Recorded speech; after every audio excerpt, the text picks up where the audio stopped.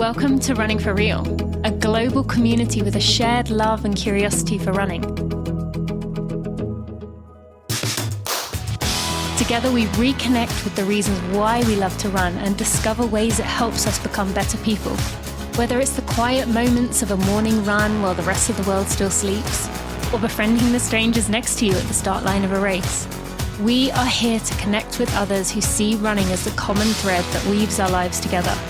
Come join me, Tina Muir, as I talk with people from all walks of life, united by a love of running. Hello, my friends. Welcome to episode 365 of the Running for Real podcast. I am excited that you are here and very excited that you are going to get this very real, raw conversation that just happened a few days ago with the runner that I just ran Leadville 100 with, or part of Leadville 100 with, Brian Reynolds. So Brian is a double amputee from below the knee. He was the first double amputee to take on a 100-mile race in general. He is incredibly inspiring. He's finished second for 2 years in a row in his para-athlete division in the 2022 Boston Marathon. And he just has quite the story that you're really going to get to hear in depth today in a way that I think is really powerful. And we also kind of reminisce, if you can use the word reminisce, a few days later over the Leadville experience where I got to pace and be a support of Brian from miles 37 to 50. I really think this is a powerful episode. I think you're going to love it. And before I send you over there, I just want to remind you, Becoming a Sustainable Runner is now out in the world. You can go get it from any of the major retailers. So Barnes & Noble, Target, you can get it from bookshop.org. Yes, you can get it on Amazon. And if you get it on Amazon, or if you have already got it on Amazon, if you could go leave us a review, I can't even begin to tell you how grateful I am. The reviews, as we know, are what we use to decide whether to buy something. We have had some troll-like comments already coming in a few places, and very hurtful comments that we knew were coming. But your good reviews, your especially reviews on Amazon, help to balance that out, make such a huge difference. So thank you so much to those of you who already have and those who have purchased the book. You can go to becomingaSustainableRunner.com. It will give you the links to all the places you can go get it to support Zoe and I, including the UK. You can get it at Waterstones. You can also get it at Amazon worldwide, all over the world. So be sure to go check that out, becomingaSustainableRunner.com. Let's get to the episode with Brian.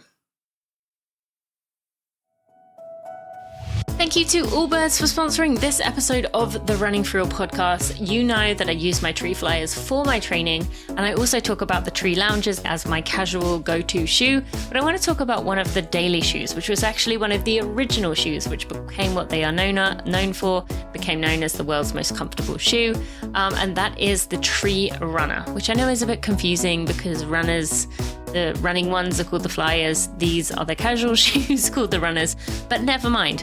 These are lightweight, they are breathable, they are made of eucalyptus fiber that provides next level comfort. They have this cushioned midsole so you can wear them all day, which I have many a time. They're machine washable so you can wash them again and again, and they are ideal for wearing in the summer. I know that's hard to believe, but they actually breathe really well so you can wear them in the summer as well as in the winter. They regulate temperature really well, and they're just ideal for traveling around or just living your life in general. So I encourage you to go to the Allbirds website and go check out those tree runners. There are so many beautiful colors on there. I find it hard knowing that I have my pairs and I'm going to wear them out and they last for a long time. But I also see these new colors and I think, oh, those are so nice. So if you are looking for a new pair of shoes to be casually wearing around, go to allbirds.com to check that out. Or if you use the link in the show notes and you add a pair of socks to your cart, you can also get a free pair of socks with your order. And again, I encourage you to go check out the Tree Flyers, which are the shoes. I do multiple runs each weekend. They are comfortable. They are made for runners. I have run 5 marathons in them now. I've done a 34-mile run in them, and they are just one of my favorites to go wear. So again, I encourage you to go to allbirds.com to go check that out. Brian, welcome to the Running for Real podcast. Thank you for joining me today. Thank you for having me.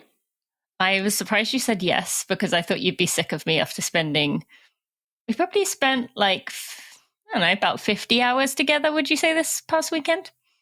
Yeah, it was probably close to that amount. 7 hours of intense time together, which we're going to talk about in a minute, as we both participated in. I don't know if I can say that I did that. The Leadville 100, which was this past weekend, as we are recording this a few days afterwards. So I'm looking forward to going into that. And I think I'm going to kind of put you on the spot a bit here. For my listeners who have been listening to this for a long time, what is something maybe that either surprised you about me or you learned about me that you kind of were like, oh, that's interesting? It can be like something annoying that I do, like maybe, I don't know, I'll let you take that where you want to go. What's a secret you'd like to tell people? And don't just say, oh, she's really nice. Give a solid bit of gossip. I don't think I knew too much about you beforehand. We had really only met briefly in passing at the past couple of marathons. Mm-hmm.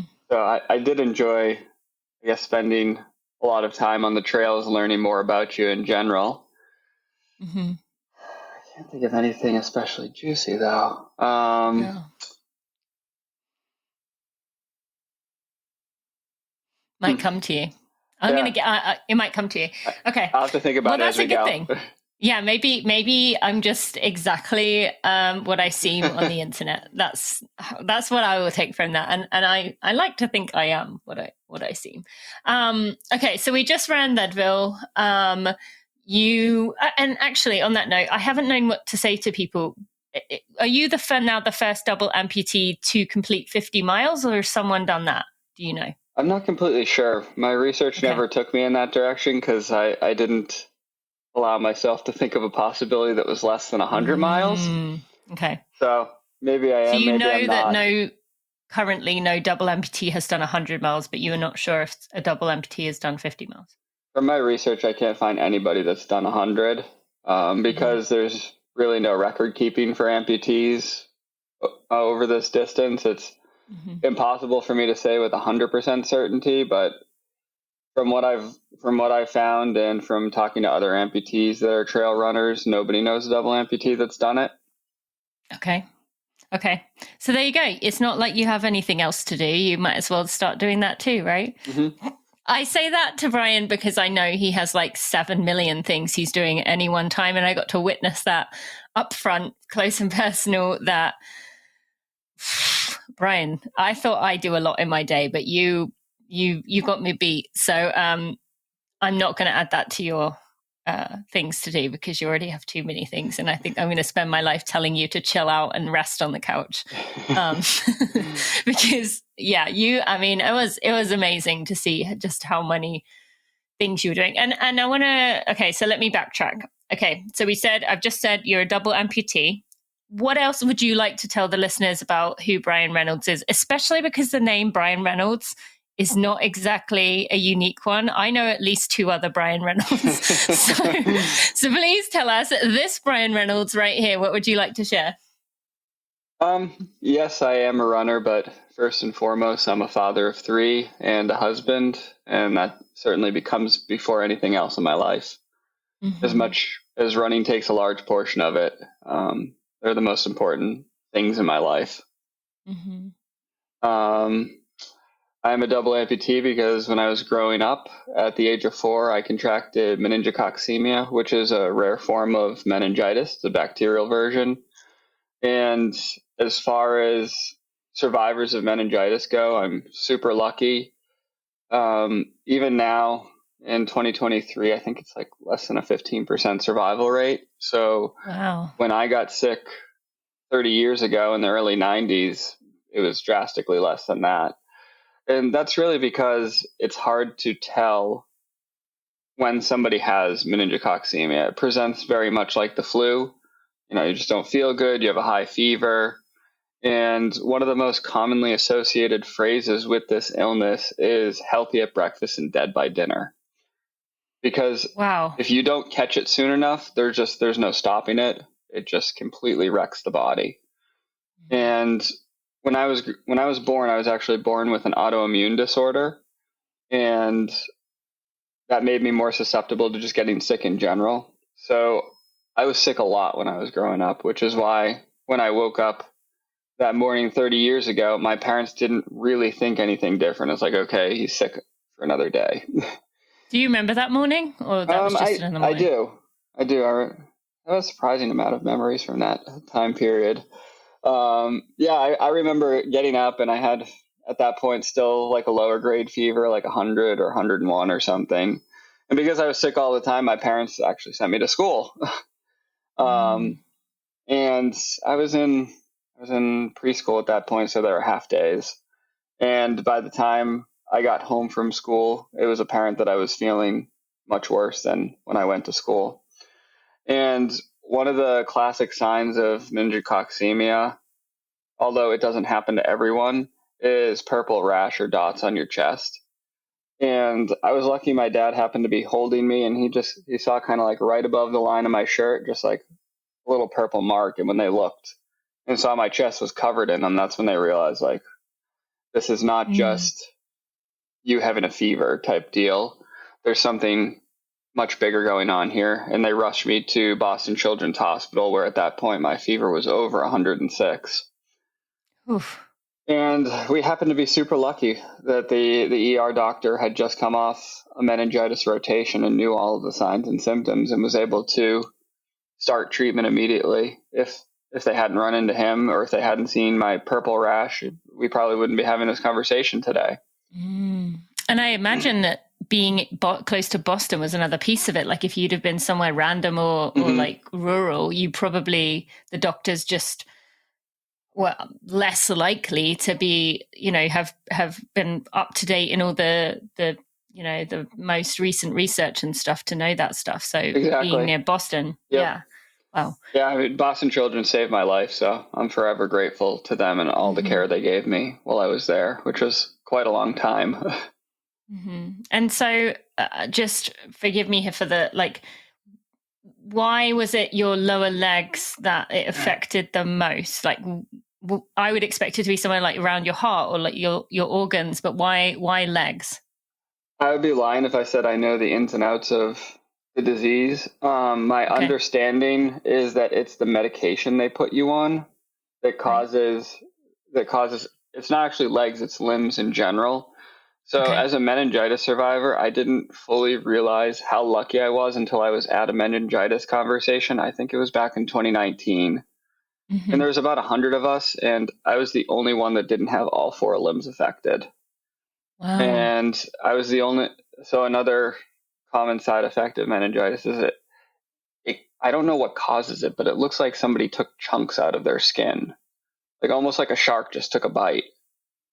And I'm not sure what causes that, but I was the only person there that only had their legs affected, that didn't have chunks missing from their skin or cognitive issues or anything else of that nature. So when I say I'm lucky, I fully mean I am lucky on every single level, not only to be alive, but to have the use of my hands, to not have cognitive issues or really any other effects other than just needing prosthetics for my lower legs. Yeah, absolutely. Well, thank you for sharing that. And do you remember the moment when they told you that you had lost your lower limbs? I do, because even at the age of 4, I was annoyingly stubborn. And that trait hasn't gone away. No, it hasn't. Might have gotten a bit worse, but it hasn't gone away. Yeah, it was actually not the annoying part. I want to add just the stubborn. I got to see the stubborn, not the annoying. All right, go on, keep going. Yeah, it was about like 30 seconds after I woke up from the medically induced coma. So they had actually wrapped my legs in casts that would have mimicked like the length of my legs, so that it could have been like a slow breaking process. But I was up for about 30 seconds, and I was like, "What's wrong with my legs?" And they're like, "Nothing's wrong. Just like keep resting. You don't need to talk right now." Like, what's wrong with my legs? It was just like a repeated question over and over again until they had to tell me. But I don't think I remember like any specific reaction at that point in time. I just remember asking repeatedly until I was told. And from there, you were 4 years old. This wasn't something that your parents obviously saw coming, or you have your brother Andrew. Do you have any other siblings? I don't think I Yeah, asked you that. I have a younger sister, Megan, as well. Oh, yeah, you did say that. Okay. So you have your younger sister. Obviously, no one saw this coming. Like, they had to adjust pretty quickly. But one of the things that you and I talked about was about how, having been, and this is where I want to go into this on this podcast, but we talked about it a little bit, of having been someone who was, suddenly in this situation. I would imagine your whole life, especially coming up in the 90s, where people aren't now, I think people are more conscious of language. But I would imagine, and we've kind of talked about it a little bit, that you had a lot of language telling you, you can't do this, you need to be safe, you need to stay away from this. Like, do you remember some early moments where that kind of language was put forward to you? I know Andrew is absolutely not that way. He believes in you. I got to speak to him 1,000,000%. But yeah, can you kind of share some of that with us, of what the narrative was, I guess, around what you could and couldn't do when you were a child? Yeah, the biggest thing that sticks out in my mind is I always wanted to play football when I was little, and I was told that I couldn't, like that it would hurt my legs, or like if my prosthetics hit somebody else, it would be dangerous, and so I was always kept away from football. I probably wouldn't have been good at it anyways, because it turns out I'm just not good with ball sports, but I always wanted to play football and wasn't able to. I think that was like the main thing that I was like specifically kept away from. I would say that I was enabled to not do stuff that might have been hard. And I think that was far more of an issue than being told not to do something. Being told not to do something means that I generally just went and did it anyways. But I think the attitude of like, I don't have to do something because I'm an amputee was more of a damaging effect over time. So do you mean that maybe something would come up and you would say, oh, I don't think I can do that. And then everyone around you would be like, yeah, I think that's a good idea. That's better to be safe. Is that kind of what you're saying? Yeah. So like when I was growing up in elementary school, like all the way through high school, actually, is like I could skip gym class. Excuse me. I could skip gym class if I didn't want to run. And thinking about that now is it's absolutely asinine to me, given the stuff that I like to do. But, I distinctly remember in gym class where I would get to skip like the first half of gym class where they do running and calisthenics and stuff like that. And I just got to play the games at the end of it. But all of the games in gym class require running. So why wasn't I doing the running at the beginning of it? Because, I decided at one point that I was like, it was hard and I'm an amputee and I don't have to. And that was enabled. And that didn't stop me from playing basketball at the end of it, or whatever other game we were playing that required some running around. And I think that mentality is like, oh, you're an amputee and like that's probably hard for you, is kind of what allowed me to like get away with stuff over the course of my life. So for someone listening to this who might have some kind of situation that they're thinking about right now, someone in their life, and they maybe are thinking, oof, I might have been, enabling in some way in that way, what would you like to say to that person listening?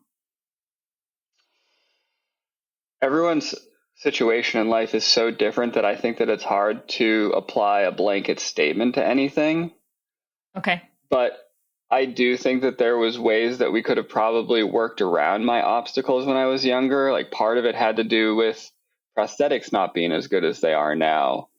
Part of it had to do with lack of knowledge about what an amputee or a para athlete in general could accomplish. This was before really the internet and definitely before social media. So my parents didn't know any different. There wasn't the same resources out there to figure that out. So I do think that in 2023, we have a lot more visibility into that side of things. But in general, whatever the situation is that a person's going through, I think what changed for me is I look at things from a different angle. Is not to I can't get around an obstacle, but like, what do I have to change in what I'm doing to get around the obstacle? And I think that that's a good mindset to have with whatever a person is going through. Is not like this obstacle is something that I just can't get past, but like, if I change my thought or change what I'm doing, how can I get around it?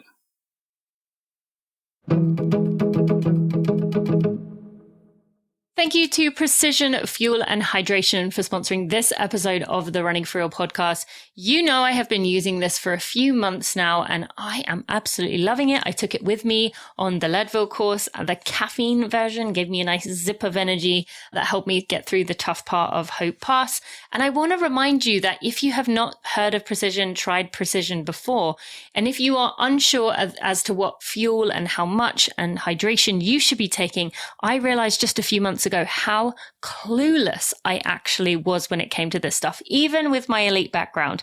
And Precision has a free fuel and hydration planner. You don't have to use their products. They can use it to understand how much carb, fluid, and sodium you need to perform at your best in your most important runs and on race day. There is a link in the show notes that's going to show you how to get that planner. Again, it is free, so why not go take advantage of it? Speaking of free, Precision also offers a free video consultation with their athlete support crew. They will answer your race nutrition questions. They'll act as a sounding board for your fueling strategy. And it's just a person on the other end who knows the science, is full of practical advice, and is going to help you nail your race nutrition. So again, there's a link in the show notes to go check that out. And I also want to encourage you to use the code Tina sent me at precisionfuelandhydration.com, and that will get you a 15% off. There's also a link in the show notes. I have been absolutely loving the Precision Chews, which I like the lemon and mint flavor. That's a really nice combination. And the gel is unflavored. I find it goes down really easy. Gets me that 30 grams of carb per gel or per chew, per set of chews. And it's just been amazing in my build up as I build up to my first 100K at Javelina. I also used it in Bryce Canyon. I used it in Boston and in London. I've given it plenty of practice before I recommended it to you. So go check out those links in the show notes.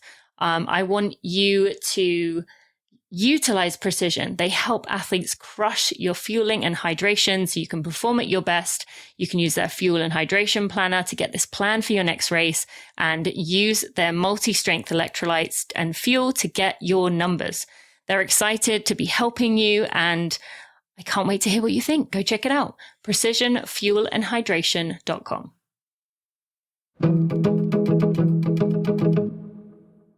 Yeah, like what do you need to be able to accomplish some version of that, as adapted as it needs to be?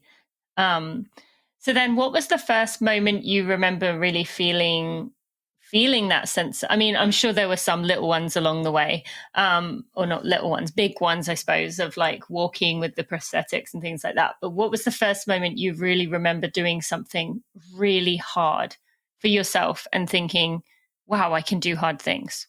Yeah. I think I spent so much of my life avoiding anything like that those moments didn't actually come for me until after college. I spent probably until around age 23, 24 wearing pants and just getting through life as an amputee rather than pushing myself and exploring my own boundaries.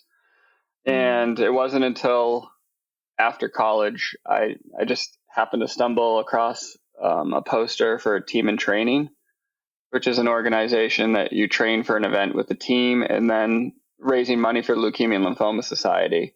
And at the end of it, you do an event. And it was after college. I don't even remember where I saw the poster, but I saw a poster that was like, hike the Grand Canyon with Team in Training.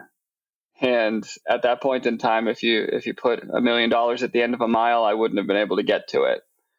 A mile? Yeah, a mile. I had zero cardio ability at all. I was fit. Like, I was into powerlifting, so I was at the gym every single day. not like I was sitting around or anything, but like my cardio ability, absolutely zero. I had spent my entire life avoiding any sort of walking, let alone running or cardio of any sort. So I had zero leg muscle built up for that kind of type of event. And I saw that poster, and that, I think that was like the first just like click. And I signed up without second thought. My mom was like, "You can't even walk to the center of town, which is half a mile away. Why do you think it's a good idea to go hike the canyon?" I was like, "I don't know. Sounds like fun though." And I spent, it was like 3 or 4 months training with the local Massachusetts group, and went to the Grand Canyon and did a 15-mile hike through the canyon.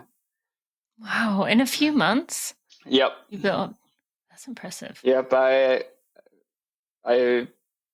took on to the endurance training like something that I was born to do. And that's not to say that it was easy figuring out all those prosthetic issues, which for me were a ton in the beginning. Like every single day was a new crisis leading up to that, as I figured out what my legs needed to be able to go farther and farther each week. And the Grand Canyon hike, which at that point in time was the hardest thing I've ever done in my life, which, a decade later is almost laughable. But at that point in my life, the 15 miles took me like 15 hours, which is in like complete juxtaposition to last weekend. Well, but also in many ways, like, I was saying this, I can't remember if you were standing near enough to me. I don't think you were near enough to me to where you had heard me say this when we were watching the final finishes come in. Like that, watching those people who'd been out there for 30 hours, that's harder than being out there for 15 that the elites do. Mm-hmm. And so like 15 hours in that situation, I mean, to jump in at that point, I thought you were going to say like 5 hours to do that 15 miles. No, it was. That's a lot of time to be like out there doing that. Yeah, it was a very, very long day. We went down like the Tonto Trail, I think it was called. No, South Kaibab to Tonto Plateau, and then up Bright Angel. And it was a ton of going downhill, then a ton of going across a really, really hot, open, exposed area, and then straight back uphill. And I climbed out of the canyon and I lay on the trail at the top of it. I was like, I'm never doing this again. And promptly signed up for the next team and training event within 12 hours. Well, what were you saying when we were coming down? You were saying you were going to sign up for something. What was it? When we were coming down Hope's Pass. Oh, there's the JFK 50 miler coming up. That was it. You were like, I'm going to do JFK. I was like, we haven't even got through this one yet. So yes, that makes sense. And it's been a landslide like that ever since. Every single year trying to figure out what I can do to push myself further, redefine what I think is possible for me. And, we're into somewhere around 11 or 12 years of that. So in that moment, I'm sure there were some really hard moments where you wanted to give up, but as you said, you tapped into that new part of you that you were excited to find. What was it about completing these things, about pushing your boundary, that for you was so motivating and empowering to encourage you to keep doing that? Simply that it's something that I never thought I'd be able to do. I feel like I lived the first 23 or 24 years of my life in chains. Not necessarily just physical chains, like mental chains, shackles of what you can and can't do in life. And I'm not saying that they don't still exist in my mind today, but I like to think that I do my best to tear free of them and challenge what I think is possible. Mm-hmm. And for me, it completely changed my life by changing my perspective. Right? Yeah. When I was on those team and training hikes, I met my wife. Oh, wow. I didn't know that. Yeah, I met her on top of Angel's Landing in Zion National Park. And it's like if I hadn't said like screw this to what I thought being an amputee was and wearing pants because I thought everybody cared and was like going to stare at me or ask annoying questions. If I hadn't shed all that and moved on, like my life would not be nearly as full and rich as it is today. Wow, that's beautiful. Amazing. God, I didn't know that. That's really cool. What an amazing meat story. Yeah. That's beautiful. Okay, thank you for sharing that. And then let's talk about, about your wife, about your brother Andrew. How important, obviously whoever else you wanna bring up here, how important has it been to have those people around you who believed that you could do this as much as you believed in yourself? Yeah, I think it takes a village. I didn't get to where I was by myself, by my own pushing. I got here because I have so much support. Starting with my parents who believe in everything I can do, but definitely moving on to my brother and my wife. My brother's almost like my ride or die. Leadville is like the first event that he hasn't been at because he's selfishly getting married in a week. How dare Yeah, you? exactly. So, but even with not being there physically, he was very there. Both talking to me throughout the entire day when I was out on the course, and also talking to crew and pacers just to make sure everything was going well. And then as far as my wife goes, like obviously this training takes so much time. I'm training in the morning, I'm training in the evenings, I'm gone on weekends, I'm gone for longer than weekends. And we have 3 little kids. Like this wouldn't be possible without her backing me up. Like it's a sacrifice for me to do this training, but it's most certainly a sacrifice from a family sense.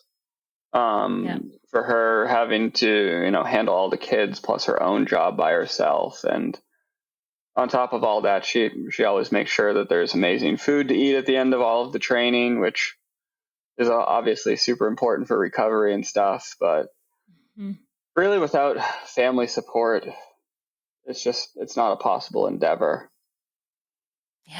Yeah, no, and that was very evident from just hearing you talk about your family was really inspiring, the relationship that you have with them, and how easy it could have been for them to bubble wrap you, to pad you, because they love you the most, so they want you to stay protected, but to like push those fears aside and to encourage you to do these things. Andrew saying to me, giving me things to say to you that you and I have joked about that I can't bring myself to say, but like the tough love of like, you get on, like go, he can do this, push him. Yep. Don't let him say these things, or don't let, so, it was a really beautiful example. And, I loved being a part of that this past weekend. And so thank you for sharing a little bit about your family. Anything else you want to say from that perspective of just people around you believing in you? Yeah, I mean, I know Andrew is out in the forefront of, being on the phone and everything, but my sister's been there for all of it too. I definitely talked to her on Saturday while I was out on the trails as well. I didn't talk to my parents, but I think from a parent perspective, it's hard to see a child go through that. Like, I don't know if I could do it if my own kids were doing this. I tend to not talk to them like during events, like especially this type of event. But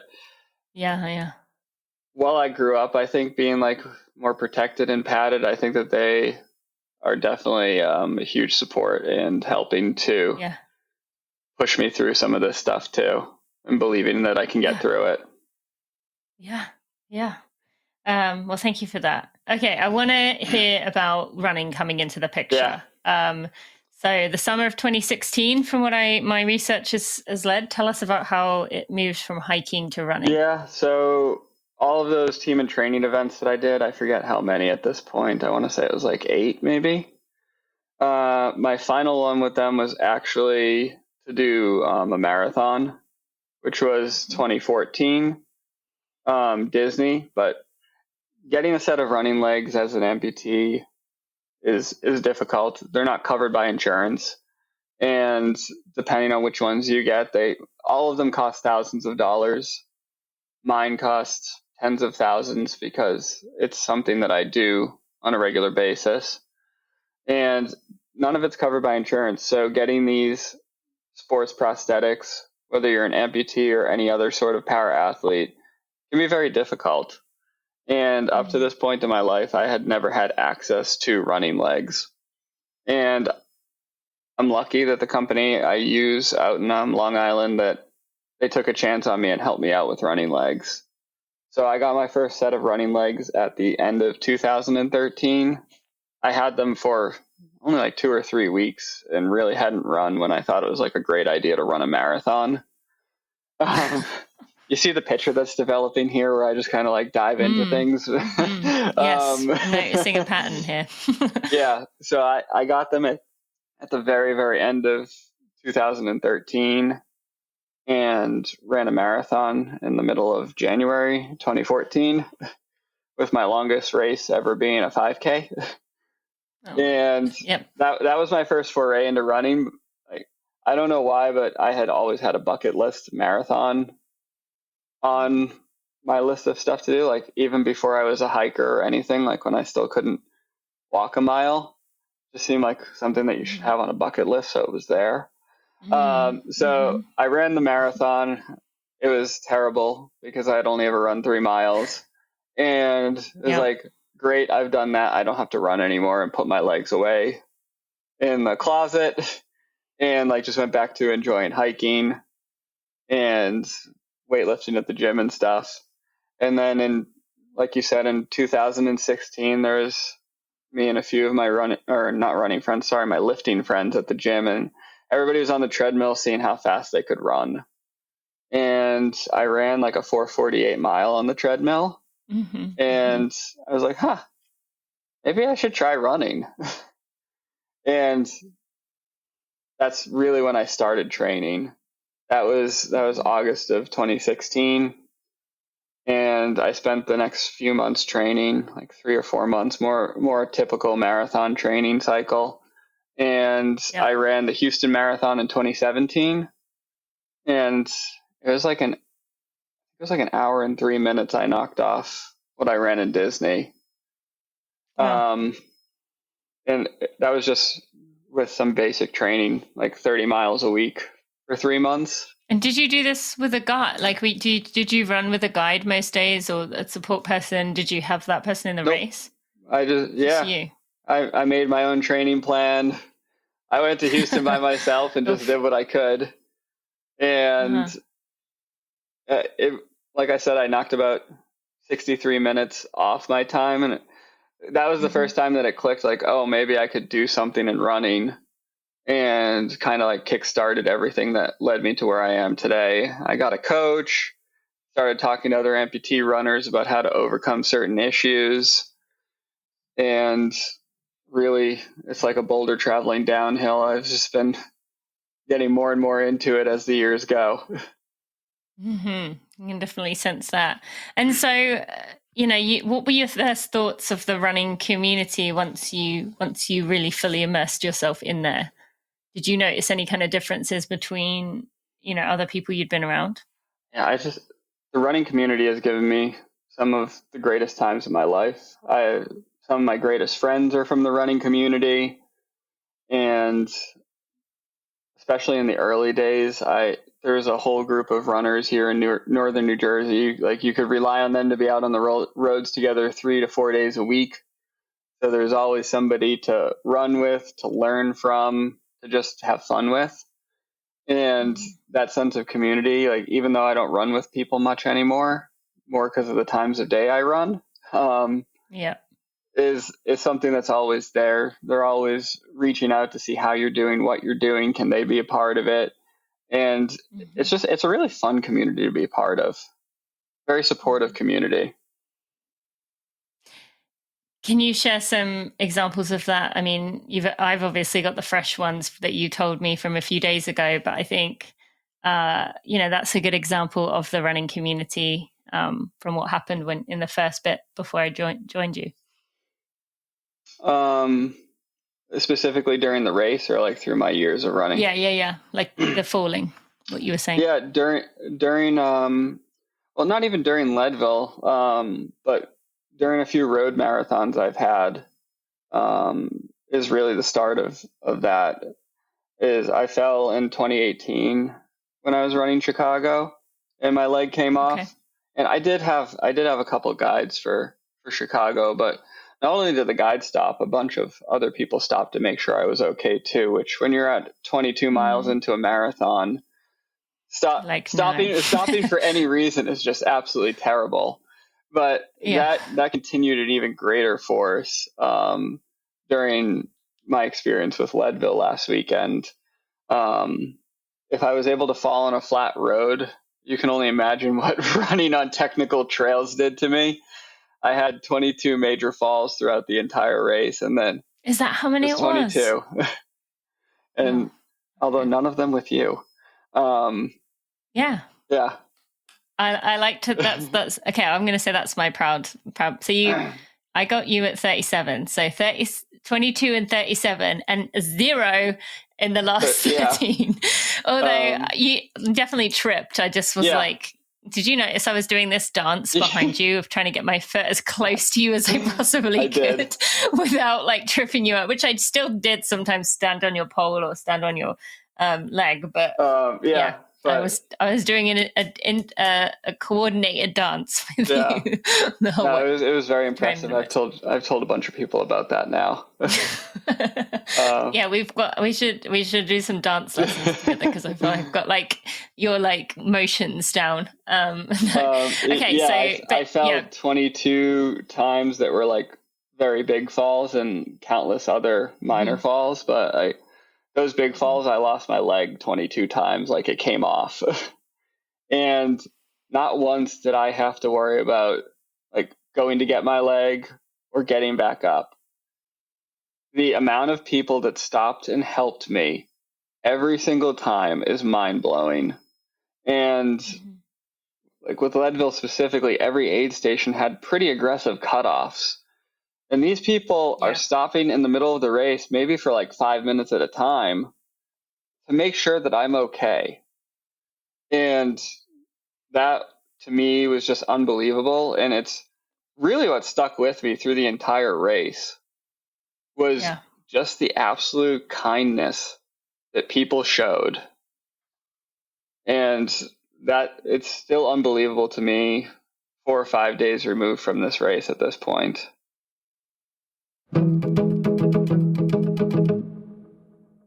Thank you to AG1 for supporting Running for Real and sponsoring this episode of the Running for Real podcast.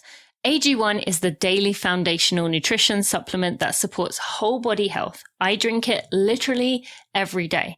I gave AG1 a try because I knew that I wasn't getting all that I needed from my diet. As much as I tried with life with a business and 2 young kids, I just couldn't get there. And AG1 allows me to fill in the gaps to be kind of an insurance policy for my body with 75 vitamins, minerals, whole food source ingredients, allowing me to get my prebiotics, my probiotics in one easy scoop that I put in water when I first wake up in the morning. I drink AG1 first thing I do, and it makes me feel like I can tackle the day. I can take on whatever comes my way, knowing that I started my day with that nutrition, with taking care of my body. And it is just an easy way to replace multiple different pills. You can replace your multivitamin, your probiotic, and more in one simple drinkable habit.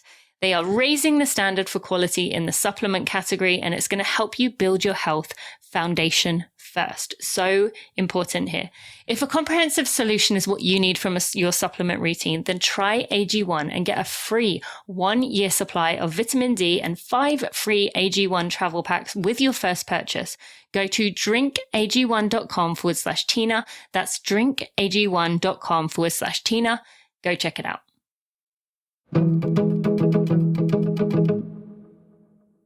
And I love that 2 of the people that we ended up with at the end. So for listeners, we ended up in this little like crew of 5 of us, Brian and myself, Adam, Manny, and Jason. And I think Adam definitely said he helped you one of the times you would fall in early in the race. And I think Manny did too, right? Was it Jason? Yeah. So like 2 of those 5. One of them, I'm not sure which one. Yeah. Yeah. Had 2 of the 3 of them had stopped to support you, and then ended up, we ended up in a group together, which I thought was really just amazing, because you said about the cutoffs, and we were getting close to cutoffs. And so they were also must have been close to cutoffs. So they were risking their race. Like you weren't exaggerating there that we were close. We were back and forth with all of them. So they were also very close to the cutoffs at many of the aid stations. So yeah, it is such a beautiful example of like sportsmanship and camaraderie and the running community as a whole. So yeah. Okay, so you got into marathons. Let's talk about Boston. When did Boston come into the picture? Or was that one as soon as you started running that you knew you wanted to do?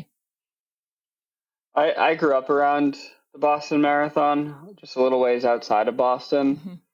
And even before I was a runner, like that's just what you do when you live near the marathon on Marathon Mondays. You go to spectate or you watch it on TV, but there's not really any consideration of something else that you might do that day. So I grew up knowing the history of the Boston Marathon. I volunteered at it a few times at water stops and stuff. So I already knew a lot about the history, the energy, the culture of Boston Marathon.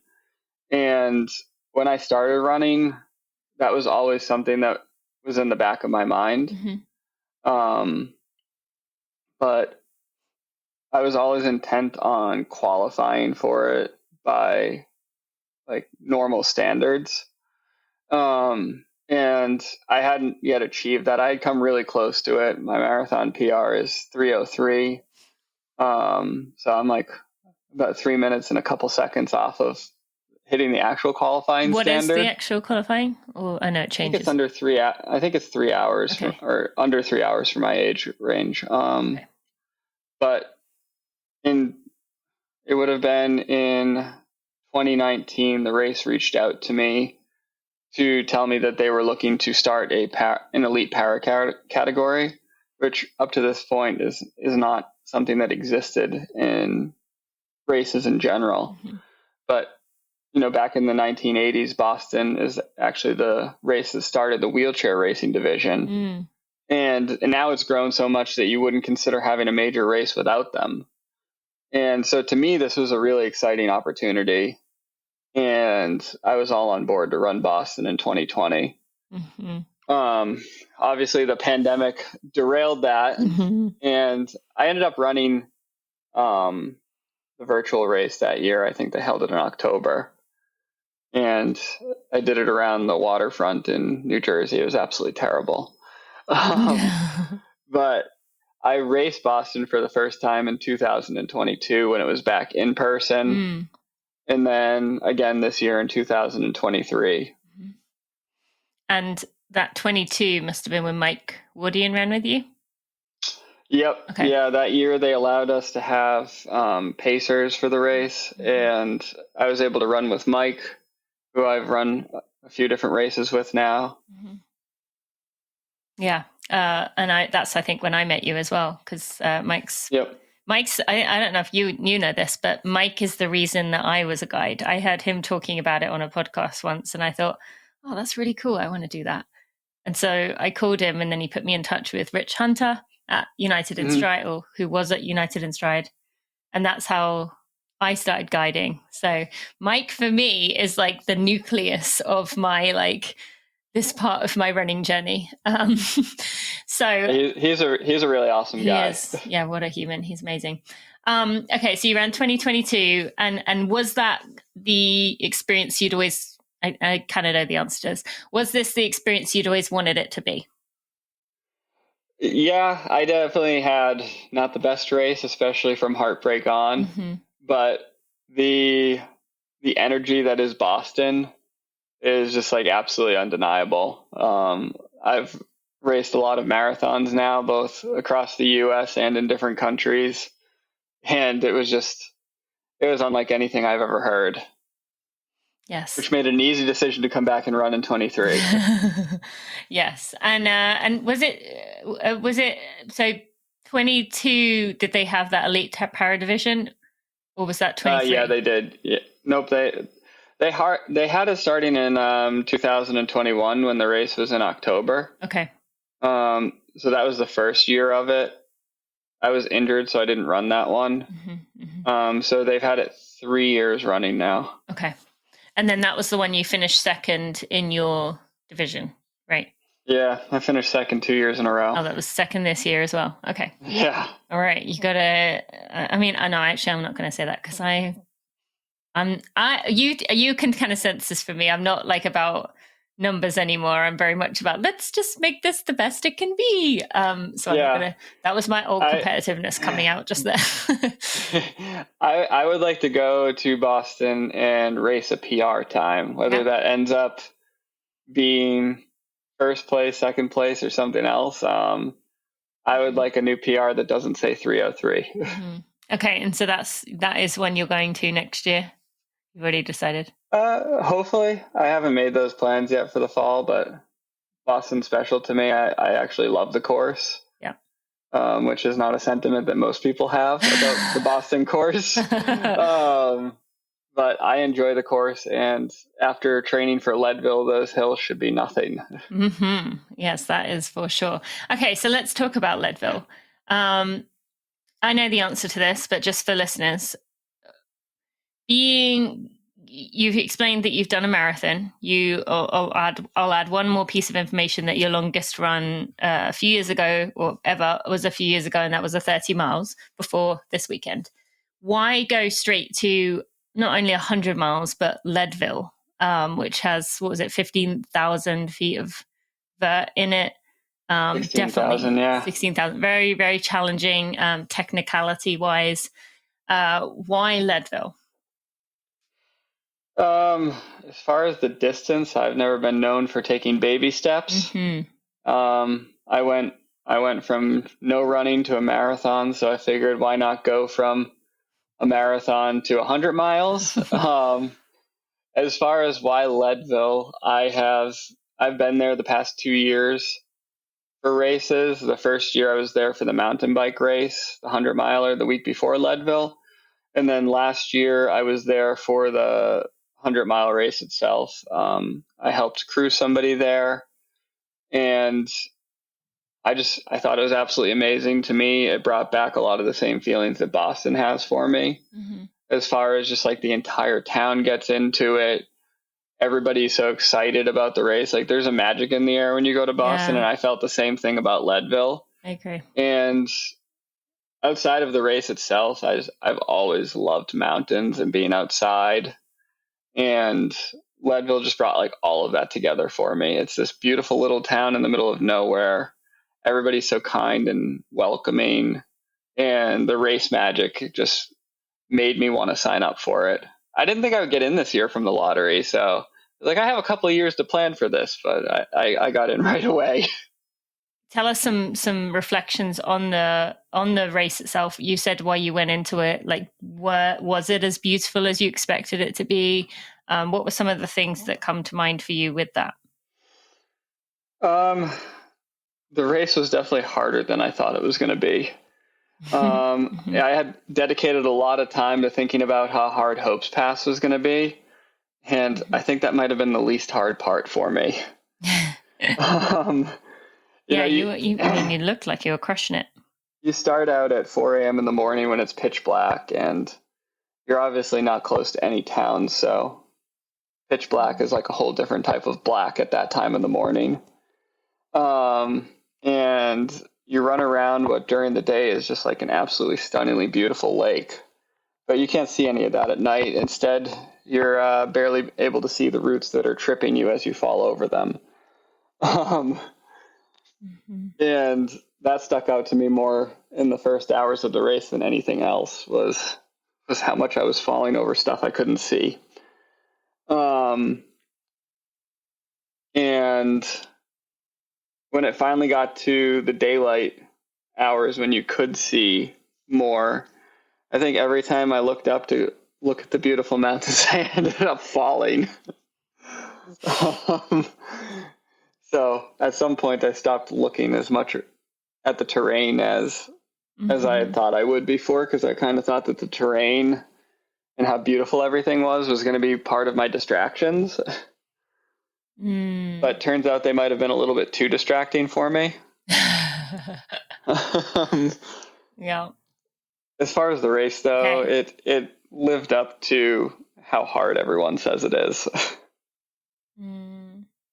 What else comes to mind? Just like, the cutoffs, did you expect that? Like, give people a bit of insight into some of the things that might be, okay, so actually this is a good point before we go any further. A lot of people, and I'm sure you get this in your daily life, a lot of people, when they've asked me about running with you, have come to the thought, what comes to mind for them is Oscar how do you say his name? Pistorius.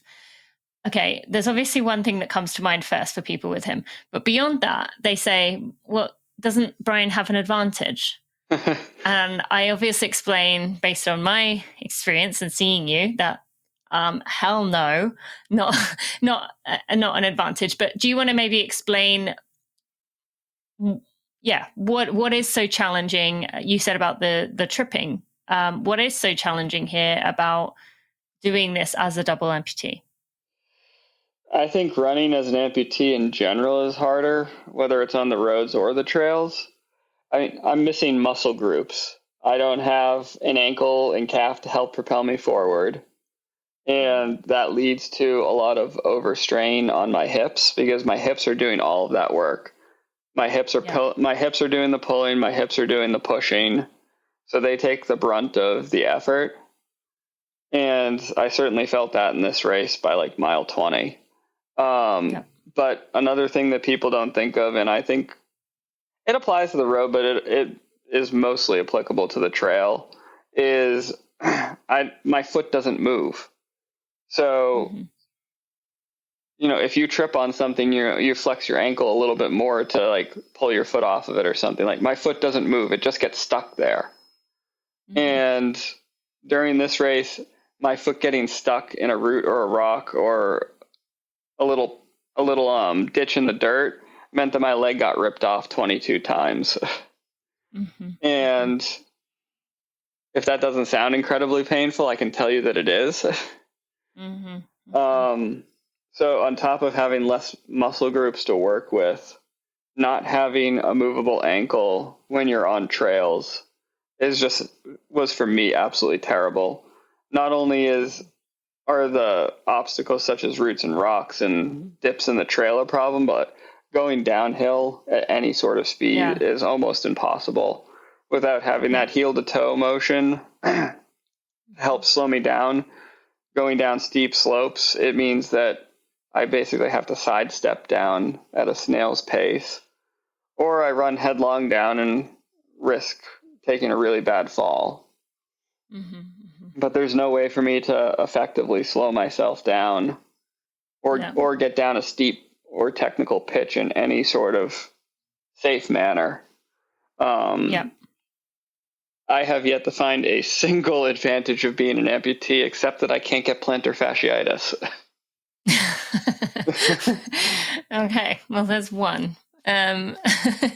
Yes, and thank you for explaining that. And I'm sorry if that, that's something that people often say to me. So I wanted to address it because, I got to visualize up front, like, absolutely not.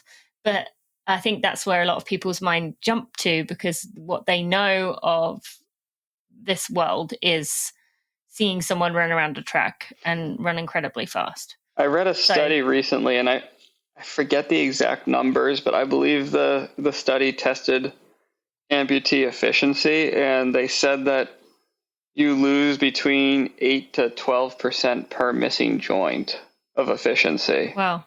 So if you go by those standards, I'm missing somewhere between 16 to 24% efficiency. Yeah, which adds up pretty damn quick. Yeah. Yes. Okay. Thank you for that. And then, as we went along, you said that power line section was the toughest. I mentioned this to you when you came in. When you came in at the mile 23, we all kind of were looking at each other like panicked. Those of us in the crew, like, what's going to happen here? Like, you were clearly in pain. Your body was like you were shaking. So we weren't sure, like, if you had not had enough fuel, if you were cold, like what was going on. And you just went off like in pain, and we didn't know what to expect. So when we saw you at Outward Bound, was it Outward? No, that was Outward Bound at Twin Lakes at mile 37 when you came in. Was it 6 minutes before the cutoff? Yep. Yeah, 6 minutes before the cutoff, you came in. I mean, you look so much better. Do you remember I was stretching your hip flexors, or were you kind of out of it? Yeah, I do remember. I was like, I'm just going to get all into Brian's space here, and that was what Jackie had told me to do. And so I was like, I'm just going to do this whether he asked for it or not. And then you and I went off, and it immediately struck me how, like, you just seemed by that point like you were strong, you were like comfortable, you had kind of got into a rhythm. And you were ready to tackle these next miles. And we crossed a river. We went up Hope's Pass. You passed 85 people on the way up. So while the downs, like you said, you can't like crush or roll the downs like other people might be able to, the up. And I kept telling you this was incredibly impressive to witness someone literally passing that many people on going up a mountain. So yeah, it was a pretty amazing thing to be able to witness. But when did you become at peace with it not being a 100 miler, that recognizing that it was not going to be a 100-mile day? Well, like you said, going over power lines was just like a super dark time for me in that race. I was definitely not fueling as well as I should have. My stomach was a little bit queasy. Which, as I told you, I think before the race, I'm a big baby about queasiness. And I was really, really struggling on power lines. I honestly thought that it was possible that my day was going to end at Outward Bound right there. And honestly, I had trouble with both sections on power lines. I had trouble going uphill and downhill on that. I don't know if it's like I underestimated power lines, if I wasn't eating enough, if it was all of it put together. But by the time I hit the road that leads into Outward Bound, my hips were shot as well. So every single step hurt. And somehow I managed, it's like 1.5 miles or 2 miles into Outward Bound after you get down from power lines.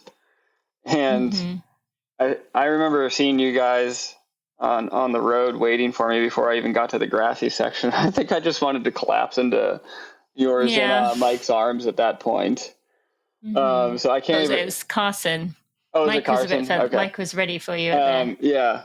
So I felt like I was going to collapse into your arms at that point. So I can only imagine what it looked like from a crew perspective. It was like, oh my God, it's 23 miles in. How the heck are we supposed to get him back out of the aid station again?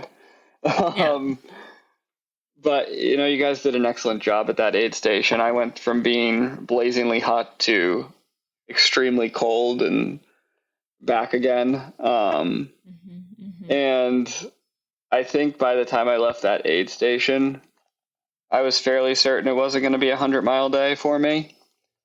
Actually, I thought I wasn't going to make any of the other cutoffs after that, because after the initial road section out of Outward Bound, I had to walk most of the 10 miles.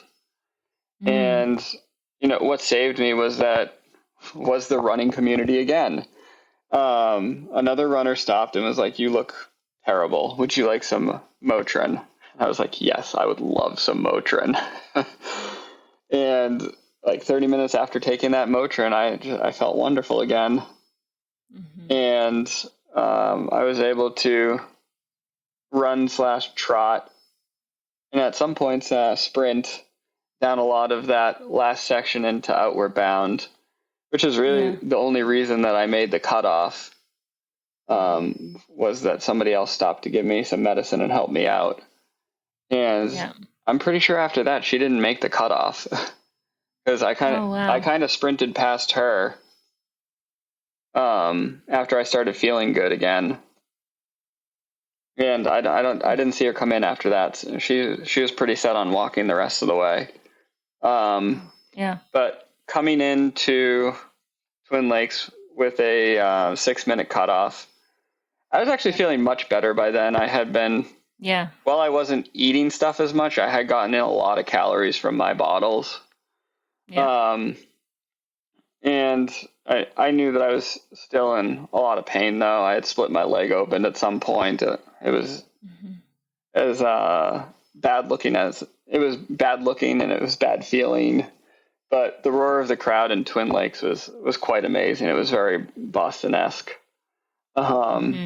And I came into that aid station and was laying there while you guys got everything ready for me. And I did seriously think for about 30 seconds that I was like, why bother going up Hope's Pass? Like, there's only 2 hours and I'm not even ready. Like, 2 hours to make the cutoff and I'm not even ready to leave yet. But I thought about it for about 10 seconds and I was like, I didn't come here to quit. I didn't come here to stop. And it was so much gratitude to be out on the trails, gratitude for the trail community that helped me get that far every time I fell or needed medicine or needed a drink, and gratitude for you guys being out there as crew and pacers, just like ready to help me out and push me on with whatever I needed. Hey, that 10 seconds was all I needed to feel slightly bad for the situation and for myself, and then to realize like I didn't get cut off by time, so there's no reason to not get back up and go out again. And if I was going to go back out again, I wasn't going to go do it half-assed. Like, it had to be full on. I'm gunning to make the cutoff or I'm not doing it. And so when we went back out, that's why I made the decision to wear my running legs, because they're faster, even though I knew I was going to sacrifice the downhill for it. I knew that it was my best chance of getting uphill fast enough. And after we hit that uphill trail, it was just kind of like game on in my mind. It was my own personal challenge to make it to the Hope Pass cutoff, which I honestly didn't think was possible. No, you didn't, when we were sitting on that log, and I was like, I think we're close, and you were like, no, we're not. And I was like, no, I really think, I don't know this, but I feel like it's right there.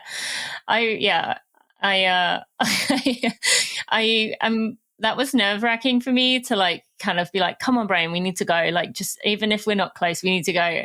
And I like, because I was like, I didn't want to be like a bully to you. And I didn't know what you were feeling. But at the same time, I was like, I feel like we're so close. And then, we made it. I did misjudge where the Hope aid station was slightly. I thought it was like on top of Hope's Pass. But the fact that it was a little bit before, just once we saw that, it was like, okay, Tina, let's run.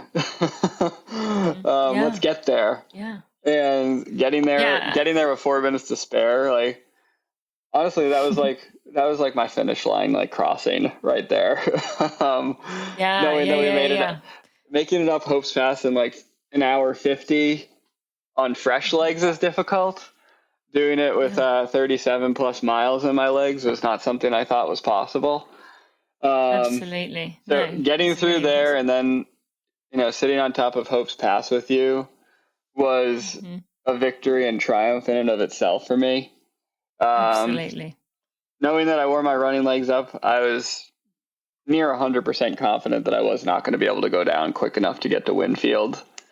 But at that point, I was at peace with how much I pushed through the day, how much I figured out how to overcome, because coming into this race, I really didn't know what it was going to be like mentally to be out there that long. Like, I know I said earlier that I had been in the Grand Canyon for that long, but I was covering, more than 3 times the distance at this point.